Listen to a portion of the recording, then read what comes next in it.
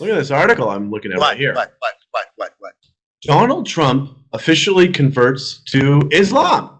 I heard of that. What is Look, that true? It says right here, he's also officially changing his name to Trump Ali. Trump Ali. Yes.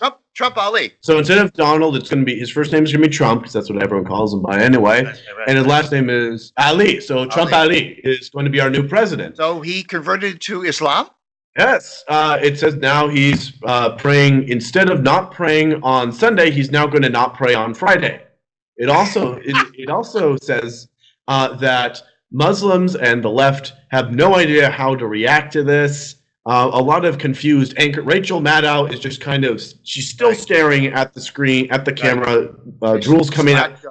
Drool has just started to come out of her mouth, and nobody knows what to do about it. Oh, wow. And it turns out the evangelicals, they have not wavered in their support because, as it turns out, he still is consistent on policy and his promises. It's just he changed his superficiality. That's really all that seemed to change. Well, so, you know what I think? I think this is actually a brilliant campaign strategy for 2020. Why is that? Well, I mean, just like him becoming a drag queen, just like we did a podcast on him becoming a homosexual, actually a transsexual. This is really great because he can divide the Islamic community from the non-religious community by simply pointing out, now that I'm Muslim, I can issue fatwas instead of executive orders. I can issue fatwas to order people to beat their wives because it's approved by the Quran. The Quran says if your wife gets out of line, just slap her around. So how is the media? So I mean, the media is like really unsure how to. Well, they have to attack him. You see, this is brilliant. They have to attack him when he issues the fatwa to go beat your wife. They'll go hysterical. They'll go, what? How could he do that? And he said, "Well, you love Islam, don't you? They're supportive. I mean, the UK now, which is basically a Middle Eastern country, all of a sudden, yes, it has like over 100 Sharia courts. Yeah. I mean, I don't know this. I don't have the statistics offhand. Just how much Islam is part of the UK culture. It's incredible, really. There are thousands of mosques. Converted old Christian churches now are mosques. Right, and I mean, it's what's amazing is that it's making a presence in the law. Like, you cannot criticize Islam. If you criticize Islam, you will be jailed. But I think this new tack of President Trump converting to Islam is brilliant because he can do several things. Not only can he drive the feminists crazy, he can get the feminists to condemn Islam. Okay, think about this. That's a crazy thing for feminists to condemn is, it's even better. He can get the LGBTQRS LMNOP minus group because he can issue another fatwa saying that he's going to throw homosexuals off the roof of the White House because the Quran says we can do that. Wait. I thought he just transitioned as a transsexual. So I guess he's the first transsexual Muslim now. No, he only did that for an hour. Because you can self-identify every minute of every day. You don't need to, So like during election day, he just became Donald Trump, and then like the next day, back. Yeah. See, you don't understand how the left thinks about self-identity.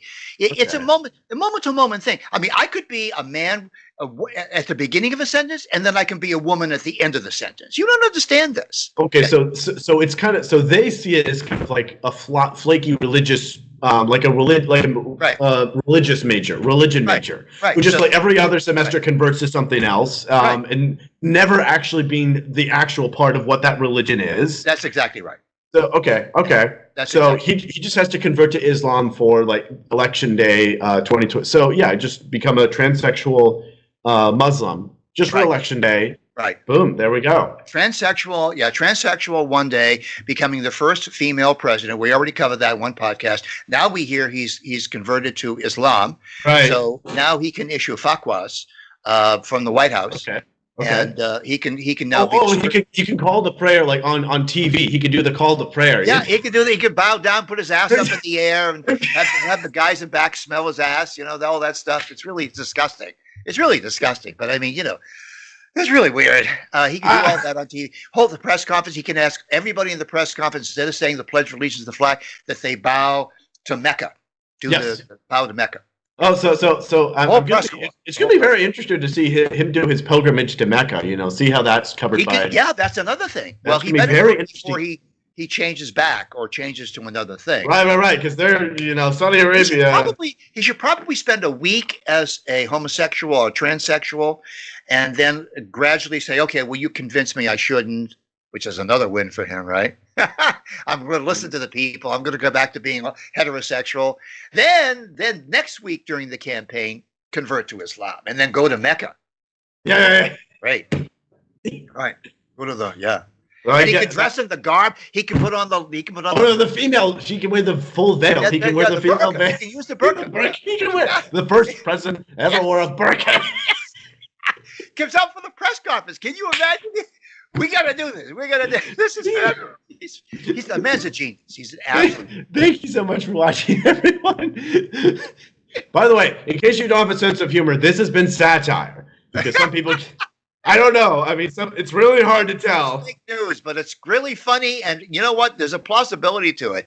In fact, I expect a call from the White House to be campaign advisors, both because we're on to something here. Here's another one. In the future, we're going to talk about after Brexit succeeds and UK is no longer part of the EU, we're going to propose that President Trump annex the UK. Why the UK? Why not just let's?